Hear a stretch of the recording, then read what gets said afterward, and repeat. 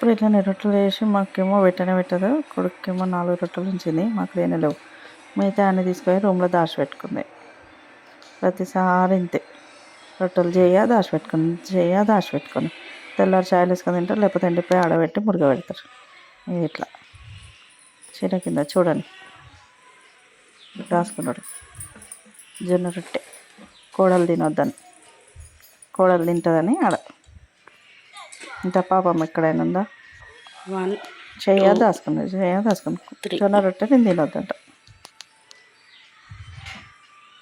ఇట్లా 3 రొట్టెలు ఈడ దాచుకుని, ఇంకా ముందు రోజు పెద్ద గొడవ. ఈ రొట్టెలు దాచుకొని అందరికి నేను చేసి అందరికి చేస్తా, ఆమె వేసి ఇట్లా దాచిపెట్టుకొని తింటుంది.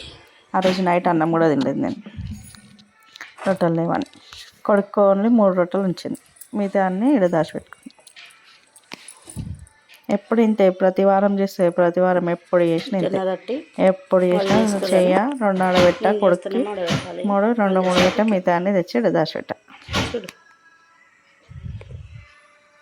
అడిగితే పంచాయి మళ్ళీ సాగితే సాగుబాటు, లేకపోతే లేదు.